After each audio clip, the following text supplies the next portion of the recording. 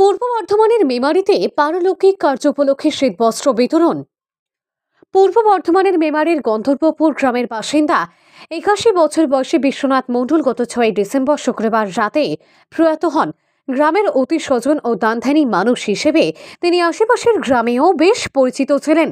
গতকাল তার শ্রাদ্ধানুষ্ঠানের পারলৌকিক কার্য সমাপ্তির পর স্থানীয় দুস্থ গ্রামবাসীদের মধ্যে তার শোকতপ্ত পরিবারের পক্ষ থেকে ১০০ জন দুস্থ গ্রামবাসীকে শীতবস্ত্র তথা কম্বল বিতরণ করা হলো। এই কম্বল পেয়ে দুস্থ গ্রামবাসীরা অত্যন্ত আনন্দিত। ডক্টর কৌশিক ঘোষের রিপোর্ট, পূর্ব বর্ধমান।